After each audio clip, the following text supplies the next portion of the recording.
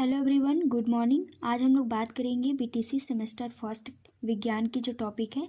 पिछले हम लोगों ने बात किया था विज्ञान के जो कुछ टॉपिक है, तो उसके आगे का ये जो टॉपिक है प्रकाश वर्ष क्या है और ताप का मापन, वर्षा मापी, इन सभी चीज़ों को हम लोग यहाँ पे देखेंगे और डिस्कस करेंगे। ओके, यहाँ पर फर्स्ट है प्रकाश वर्ष क्या होता है और किस तरीके से एक वर्ष में निकाला जाता है। ये फार्मूला है चाल बराबर दूरी बटा समय का। तो इसके थ्रू हम लोग देखेंगे स्टेप बाय स्टेप। आप ध्यान से इसको देखिएगा कि जो प्रकाश है, प्रकाश वर्ष, प्रकाश द्वारा एक वर्ष में चली गई दूरी एक प्रकाश वर्ष कहलाता है। ये फार्मूला है चाल बराबर दूरी बटा समय। इसे आप अंडरलाइन कर सकते हैं, ठीक है।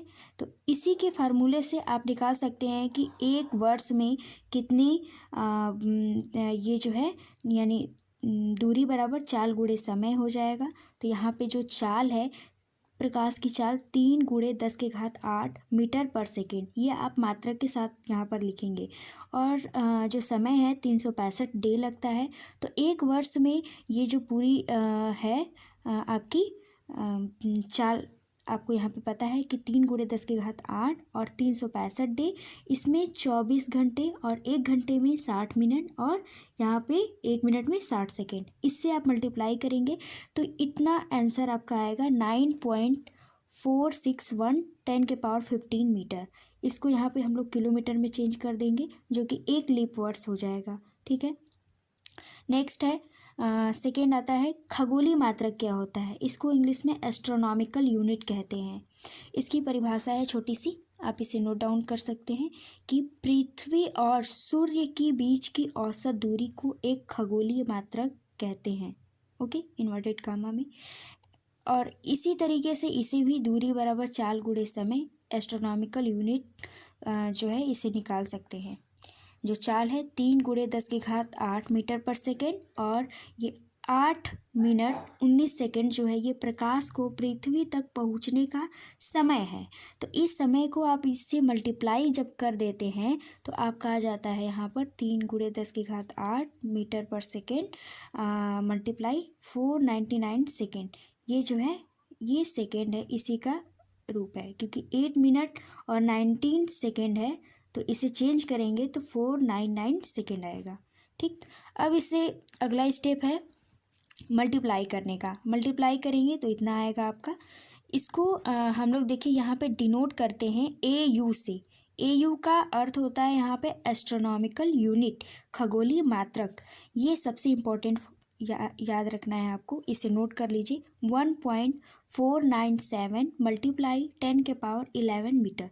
ओके, आई होप ये आपको समझ में आ रहा होगा, ये एक्चुअल वैल्यू होती है। अब आगे हम लोग डिस्कस करते हैं कि पारसेक क्या होता है। दूरी मापने की सबसे बड़ी इकाई होती है, तो इसे जो दूरी की मापन है सबसे बड़ी इकाई पारसेक। तो अब इसे हम लोग डिस्कस करते हैं कि एक अंश यानी एक अंश जो होता है, एक अंश बराबर 60 डिग्री यहाँ पे माना गया है। एक अंश बराबर 60 डिग्री ये होता है। तो एक अंश बराबर, आप इस तरीके से इस स्टेप को आप करेंगे तो आई होप कि आपको समझ में आएगा। और यहाँ पे जो एक अंश है, एक अंश बराबर ये लिखा है 1/60 इन्वर्टेड में ऊपर डिग्री, ठीक। और ये जो है 1 के पावर, ये जो डबल डॉट है ये है मिनट, यानी 1 मिनट में 1/60 यहाँ पर मिनट हो जाएगा, 1/60 मिनट, ठीक।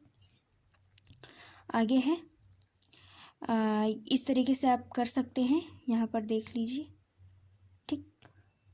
इसे चेंज करने के बाद ये आ जाता है आगे लास्ट स्टेप में। यहाँ पर पॉइंट, इसका जो वैल्यू होता है 4.86 मल्टीप्लाई 10⁻⁻6 रेडियन, ये होता है पारसेक का, ठीक। अब पारसेक की परिभाषा क्या होती है कि एक पारसेक वह दूरी है जिसमें एक खगोलीय मात्रक चाप किसी बिंदु पर 1 सेकेंड का कोण बनाता है। सॉरी, यहाँ पे मिस्टेक हो गया थोड़ा सा। ये जो है मैंने शायद ये मिनट बता दिया है, तो यहाँ पर ये आपका जो 1 के पावर डबल डॉट है ये सेकेंड है, ठीक। और यहाँ पे जो 1 डॉट है ऊपर, ये मिनट का साइन होता है। तो इस तरीके से आप इसे ध्यान दीजिएगा, गलती ना हो। नेक्स्ट है कोण बराबर चाप बटे त्रिज्या, तो 1 सेकेंड बराबर 1 AU यानी astronomical unit upon 1 PA parsec, ये होता है आपका 1 पार्सिक इक्वल हो जाएगा 1 एस्ट्रोनॉमिकल यूनिट अपॉन 1 सेकेंड। ठीक, तो इसकी जो वैल्यू होती है 1 पार्सेक की, यानी 1 पार्सेक बराबर होता है 3.084 मल्टीप्लाई 10⁻16 मीटर। ये आप इसे इम्पॉर्टेंट नोट बना करके लिख लीजिए। ठीक, नेक्स्ट है, अब बात करते हैं द्रव्यमान की, कि द्रव्यमान का जो मापन होता है किस तरीके से होता है, इसकी परिभाषा क्या है। इसकी जो द्रव्यमान का मापन है, किसी पदार्थ की मात्रा का मापन द्रव्यमान कहते हैं। कोई पदार्थ है उसकी मात्रा का मापन ही द्रव्यमान कहलाता है। जो मानक द्रव्यमान है इसकी बात करें तो 4 डिग्री सेल्सियस ताप वाले 1 लीटर जल का द्रव्यमान 1 किग्रा कहलाता है। ये इसकी परिभाषा है, आप इसे नोट कर सकते हैं। 4 डिग्री सेल्सियस पर 1 लीटर बराबर हो जाएगा 1 किग्रा, ये आपको पता है।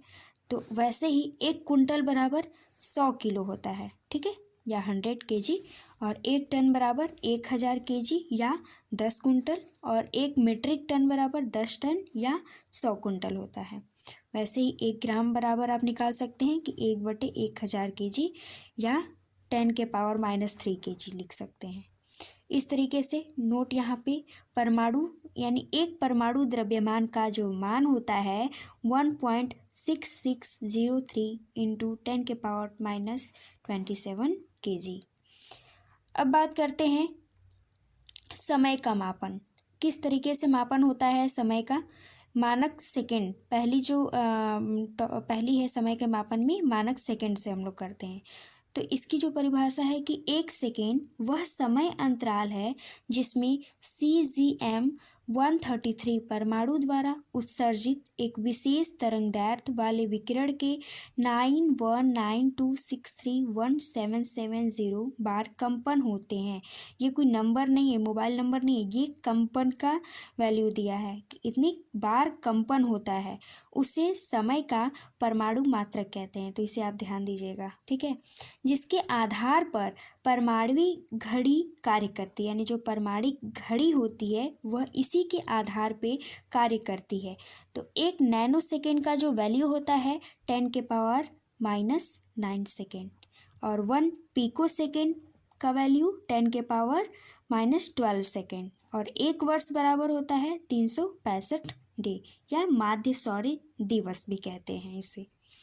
ये रहा मानक सेकेंड, ये परिभाषा रही। अब उसके बाद ये है सेकेंड ताप का मापन।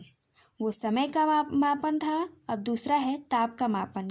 पहले परिभाषा है कि किसी वस्तु को छूकर सही नहीं बताया जा सकता है कि वह कितना गर्म होता है या कितना ठंडा होता है। इसका मापन करने के लिए कुछ विशेष प्रकार के तापमापी का प्रयोग किया जाता है, जो क्रमशः सेंटीग्रेड, केल्विन, फ़ारेनहाइट, र्यूमर होता है। तो इससे पहले हम थोड़ा सा बात करें कि ताप का मापन के लिए ये जो शब्द लिखा है यहाँ पे, किसी वस्तु को छूकर सही नहीं बताया जा सकता। आप इसे अगर अप्लाई करते होंगे लाइफ में, जैसे अगर कोई कप है, कप में चाय भरी हुई है, तो उसे आप छू करके ये नहीं बता सकते कि ये कितनी गर्म है, यानी 10 डिग्री गर्म है या 5 डिग्री गर्म है या माइनस में है, यानी ये नहीं आप मेजर कर सकते। बस हल्का फुल्का एक अनुमान बता सकते हैं कि शायद इतना गर्म होगा। तो ये सही अनुमान नहीं, सही मापन नहीं कर सकते हैं। तो इसलिए सही मापन के लिए हमें कुछ तापमापी की आवश्यकता होती है। जैसे पहला यहाँ पे तापमापी है सेल्सियस, फ़ारेनहाइट, र्यूमर, केल्विन, ठीक है, फ़ारेनहाइट और सेल्सियस। तो ये जो तापमापी के प्रकार है, इसी के आधार पे हम लोगों को अध्ययन करना होता है।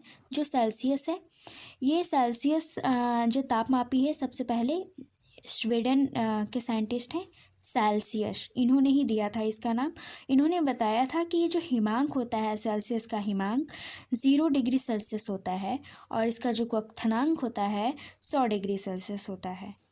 इसी प्रकार से फ़ारेनहाइट ने बताया है, ये जर्मन है फ़ारेनहाइट, जर्मनी के वैज्ञानिक हैं। इन्होंने बताया है कि जो हिमांक होता है फ़ारेनहाइट का 32 डिग्री फ़ारेनहाइट और क्वथनांक होता है 212 फ़ारेनहाइट।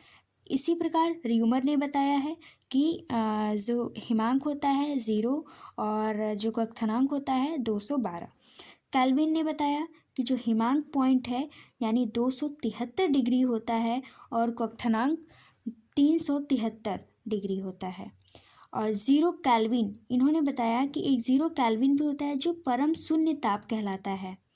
कैल्विन जो है परम शून्य ताप है, इसको C+ यहाँ पे लिखा हुआ है, नोट कर लीजिए, C+273 डिग्री से डिनोट करते हैं। कैल्विन का ये फार्मूला है। ओके, ये क्या है, ये फार्मूला है। नेक्स्ट है, अब यहाँ पर देखिए जो संबंध बताया गया है सेल्सियस और फ़ारेनहाइट के बीच, इन दोनों के बीच कुछ संबंध दिखाए गए हैं जो कि फार्मूले के थ्रू आप इससे सवाल भी आएगा, तो पेपर में इसी फार्मूले से आपको सवाल भी लगाने होते हैं। ये है यहाँ पे कि C/5 बराबर F-32/9 equal R/4 equal K-273/5, ये होता है इन दोनों के बीच रिलेशन। एक इसी प्रकार से यहाँ पे क्वेश्चन दिखाया गया है जो कि -40 डिग्री सेल्सियस का फ़ारेनहाइट पैमाने पर मान निकालना है। तो -40 डिग्री सेल्सियस का फ़ारेनहाइट पे, तो जहाँ पे ये जो फार्मूला है यहाँ पे मैंने बताया है, ये जो F का वैल्यू है ना, फ़ारेनहाइट पैमाने का मान निकालना है, तो F का वैल्यू हमें निकालना है और -40 डिग्री सेल्सियस दिया हुआ है, तो C जहाँ लिखा है C डिग्री सेल्सियस, ये वाली पॉइंट, इसका वैल्यू यहाँ पे आप पुट अप कर देंगे तो ये जो क्वेश्चन का आंसर है निकल के आ जाएगा। ठीक, इसी प्रकार से आप करते जाइए जैसे यहाँ पे मैंने किया है F-32 इक्वल -72, आप इसे कट करेंगे, कट पिट करके आ जाएगा आपका -40 डिग्री फ़ारेनहाइट। ठीक है, इसी प्रकार से यहाँ पे जो है ये सेकेंड क्वेश्चन है, ये जो है ये सेकेंड क्वेश्चन है कि -12 डिग्री सेल्सियस का फ़ारेनहाइट पैमाने पर मान निकालना है। यहाँ पर जो सेल्सियस का वैल्यू है -12 डिग्री है, तो -12 रखना है C के मान पे, इस वाले फार्मूले में आपको रखना है, ये इसी वाले फार्मूले में रखना है और आगे का प्रोसेस कर देना है, बस जोड़ घटाना गुणा भाग है, इससे ज़्यादा कुछ नहीं है। ठीक है, अब आगे बात करते हैं कि वर्षा जल का मापन। जैसे पिछले हम लोगों ने द्रव्यमान का मापन पढ़ा है, समय का मापन पढ़ा है, उसी प्रकार से वर्षा जल का मापन कैसे होता है। तो आप लोग जानते होंगे कि जो पुराने ज़माने की बात करते हैं तो वहाँ पे वर्षा जल का जो मापन है कटोरे से करते थे, कटोरे में बारिश होती थी तो उसके द्वारा मापन होता था। तो यहाँ पे जो वर्षा मापन है ये एक अच्छी प्रोसेस है, वर्षा मापी, ये एग्ज़ाम में बहुत पूछता है और ख़ासकर ये फिगर आपको बनाना होगा। ये जो फिगर है इसको ध्यान से देख लीजिए कि चौड़े मुंह का बर्तन है और यहाँ पे ऊपर कीप लगी हुई है, कुछ बारिश की ये जो बूंदें हैं, ये बूंदें आ रही हैं और यहाँ पे बारिश की पानी भर रही है। तो ये मापक स्केल लगा हुआ है, इसी के थ्रू पता चलता है कि कितनी बारिश हुई है। ये है वर्षा मापी। मौसम विभाग द्वारा वर्षा की मात्रा के माप के लिए वर्षा मापी का प्रयोग किया जाता है। सन 1662 में ब्रिटेन के एक वैज्ञानिक हैं क्रिस्टोफर वॉरेन, इनका वैज्ञानिक का नाम है क्रिस्टोफर वॉरेन, अंडरलाइन जरूर करिए। तो ये इन्होंने बताया कि वर्षा मापी का जो वर्षा का जो माप है मिलीमीटर में किया जाता है, जैसा चित्र से स्पष्ट है। इसमें एक चौड़े मुंह के बर्तन का प्रयोग किया गया है और जिसके मुंह पर एक कीप लगी होती है। इसको ऐसे स्थान पे रखा जाता है जहां वर्षा का जल बिना किसी रुकावट के इसमें गिरता रहता है। किसी निर्धारित समयावधि में जो द्रव है, द्रव की ऊंचाई ज्ञात करके वर्षा की माप की जाती है। यानी जो पानी है इकट्ठा हो जाता है जब इस बर्तन में, तो एक समय निर्धारित होता है, उसके बाद इस जो वाटर लेवल होता है उसकी ऊंचाई माप करके हम लोग ज्ञात कर लेते हैं कि वर्षा की माप इतनी थी। ठीक है, ये नोट यहाँ पे है। लगभग 400 ईसा पूर्व भारत में कटोरे के प्रयोग से वर्षा की मात्रा मापी जाती थी। यानी ये जो है इम्पोर्टेंट नोट, ये तो मैंने पहले ही बता दिया है कि कटोरे के प्रयोग से ही पहले वर्षा की मात्रा मापी जाती थी। तो आज के लिए बस इतना ही फ्रेंड। आगे मिलते हैं नेक्स्ट क्लास में और कुछ अच्छे टॉपिक के साथ। इसके बाद जो भी वर्नियर कैलिपर्स, स्क्रू गेज या फिर पेच मापी, तो इसके बारे में भी हम लोग बाद में डिस्कस करेंगे। तब से इतना ही, आप लोग नोट बना लीजिए क्योंकि ये एग्ज़ाम के लिए बहुत ही इंपॉर्टेंट है। आई होप आपको ये समझ में आया होगा। इसी प्रकार से हमारे चैनल पे बने रहे और सब्सक्राइब करें and thank you so much.